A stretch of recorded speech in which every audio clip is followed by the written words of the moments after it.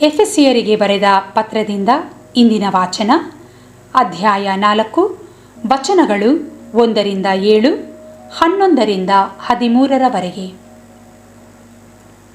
ಸಹೋದರರೇ, ಪ್ರಭುವಿನ ಸೇವೆಯ ನಿಮಿತ್ತ ಸೆರೆಯಾಳಾಗಿರುವ ನಾನು ನಿಮ್ಮಲ್ಲಿ ಭಿನ್ನಯಿಸುವುದು ಏನೆಂದರೆ, ದೇವರ ಕರೆಗೆ ಅನುಗುಣವಾಗಿ ಯೋಗ್ಯ ಬಾಳುವೆ ನಡೆಸಿರಿ. ಯಾವಾಗಲೂ ದೀನ ದಯಾಳತೆ, ವಿನಯಶೀಲತೆ ಹಾಗೂ ಶಾಂತಿ ಸಮಾಧಾನ ಉಳ್ಳವರಾಗಿರಿ. ಪರಸ್ಪರ ಪ್ರೀತಿಯಿಂದಲೂ ಸಹನೆಯಿಂದಲೂ ವರ್ತಿಸಿರಿ. ಪವಿತ್ರಾತ್ಮರಿಂದ ಉಂಟಾಗುವ ಐಕ್ಯತೆಯನ್ನು ಕಾಪಾಡಿಕೊಳ್ಳಲು ಆಸಕ್ತರಾಗಿರಿ. ಅದು ನಿಮ್ಮನ್ನು ಸಮಾಧಾನದಲ್ಲಿ ಬಂಧಿಸುವುದು. ನೀವೆಲ್ಲರೂ ಒಂದೇ ಶರೀರಕ್ಕೆ ಸೇರಿದವರು, ಒಬ್ಬರೇ ಪವಿತ್ರಾತ್ಮರನ್ನು ಪಡೆದವರು, ಒಂದೇ ನಿರೀಕ್ಷೆಗಾಗಿ ಕರೆ ಹೊಂದಿದವರು. ನಮ್ಮೆಲ್ಲರಿಗೂ ಪ್ರಭು ಒಬ್ಬರೇ, ವಿಶ್ವಾಸವೂ ಒಂದೇ, ದೀಕ್ಷಾಸ್ನಾನವೂ ಒಂದೇ, ದೇವರು ಒಬ್ಬರೇ, ಸರ್ವರ ತಂದೆಯೂ ಅವರೇ, ಸರ್ವಶ್ರೇಷ್ಠರೂ ಅವರೇ, ಸರ್ವರ ಮೂಲಕ ಕಾರ್ಯ ನಿರ್ವಹಿಸುವವರೂ ಅವರೇ ಮತ್ತು ಸಮಸ್ತರಲ್ಲಿ ವಾಸಿಸುವವರೂ ಅವರೇ. ಆದರೂ ನಮ್ಮಲ್ಲಿ ಪ್ರತಿಯೊಬ್ಬನೂ ಕ್ರಿಸ್ತ ಯೇಸು ಅನುಗ್ರಹಿಸುವ ಪ್ರಕಾರವೇ ವರಗಳನ್ನು ಪಡೆದಿದ್ದೇವೆ ಎಂತಲೇ ಪವಿತ್ರ ಗ್ರಂಥದಲ್ಲಿ ಹೀಗಿದೆ: ಈ ವ್ಯಕ್ತಿ ನರಮಾನವರಿಗೆ ವರದಾನವನ್ನಿತ್ತರು, ಕೆಲವರನ್ನು ಪ್ರೇಷಿತರನ್ನಾಗಿಯೂ, ಕೆಲವರನ್ನು ಸಭಾಪಾಲಕರನ್ನಾಗಿಯೂ ಮತ್ತು ಬೋಧಕರನ್ನಾಗಿಯೂ ನೇಮಿಸಿದರು. ದೇವಜನರನ್ನು ಪರಿಣತರನ್ನಾಗಿಸಿ ದೇವರ ಸೇವೆಗೆ ಸಿದ್ಧಗೊಳಿಸಲೆಂದು ಮತ್ತು ಯೇಸುಕ್ರಿಸ್ತರ ದೇಹವಾದ ಧರ್ಮಸಭೆ ಅಭಿವೃದ್ಧಿ ಹೊಂದಲೆಂದು ಈ ವರಗಳನ್ನು ಅವರಿಗೆ ನೀಡಿದರು. ಹೀಗೆ ನಾವೆಲ್ಲರೂ ಒಂದೇ ವಿಶ್ವಾಸದಿಂದಲೂ ದೇವರ ಪುತ್ರನನ್ನು ಕುರಿತ ಜ್ಞಾನದಿಂದಲೂ ಐಕ್ಯಮತ್ಯವನ್ನು ಮತ್ತು ಪರಿಪಕ್ವತೆಯನ್ನು ಪಡೆಯುತ್ತೇವೆ.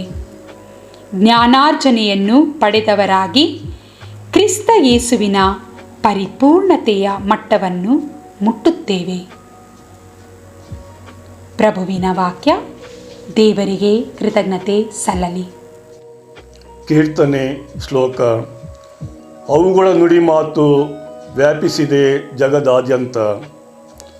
ಆಕಾಶಮಂಡಲ ಸಾರುತ್ತಿದೆ ದೇವರ ಮಹಿಮೆಯನ್ನು, ತಾರಾಮಂಡಲ ತೋರುತ್ತಿದೆ ದೇವರ ಕೈಕೃತಿಗಳನ್ನು. ದಿನವೂ ಮರುದಿನಕ್ಕೆ ಮಾಡುತ್ತಿಹೆ ಈ ಪ್ರಕಟಣೆಯನ್ನು, ರಾತ್ರಿ ಮರುರಾತ್ರಿಗೆ ನೀಡುತ್ತಿಹೆ ಈ ಪ್ರಚಾರವನ್ನು. ಶ್ಲೋಕ. ಅವುಗಳ ನುಡಿ ಮಾತು ವ್ಯಾಪಿಸಿದೆ ಜಗದಾದ್ಯಂತ. ಅವುಗಳಿಗೆ ಮಾತಿಲ್ಲ, ಅವುಗಳಿಗೆ ಶಬ್ದವಿಲ್ಲ, ಅವುಗಳ ಸ್ವರವಂತೂ ಕೇಳಿ ಬರುವುದಿಲ್ಲ. ಆದರೂ ಅವುಗಳ ಧ್ವನಿರೇಖೆ ಹರಡಿದೆ ಭುವಿಯಾದ್ಯಂತ. ಅವುಗಳ ನುಡಿ ಮಾತು ವ್ಯಾಪಿಸಿದೆ ಜಗದಾದ್ಯಂತ. ಶ್ಲೋಕ. ಅವುಗಳ ನುಡಿ ಮಾತು ವ್ಯಾಪಿಸಿದೆ ಜಗದಾದ್ಯಂತ. ಘೋಷಣೆ. ಅಲ್ಲೆಲೂಯಾ, ಅಲ್ಲೆಲೂಯಾ, ಅಲ್ಲೆಲೂಯಾ, ಅಲ್ಲೆಲೂಯಾ. ನೀವೇ ನಮ್ಮ ಪ್ರಭುವೆಂದು ನಿಮ್ಮನ್ನು ಅಂಗೀಕರಿಸುತ್ತೇವೆ. ಪ್ರೇಷಿತರ ಮಹಿಮಾ ವೃಂದವು ನಿಮ್ಮನ್ನು ಸ್ತುತಿಸಲಿ, ಓ ಪ್ರಭು. ಅಲ್ಲೆಲೂಯಾ, ಅಲ್ಲೆಲೂಯಾ, ಅಲ್ಲೆಲೂಯಾ, ಅಲ್ಲೆಲೂಯಾ. ಸಂತ ಮತ್ತಾಯರು ಬರೆದ ಪವಿತ್ರ ಶುಭ ಸಂದೇಶದಿಂದ ವಾಚನ. ಅಧ್ಯಾಯ 9 ವಚನಗಳು 9-13.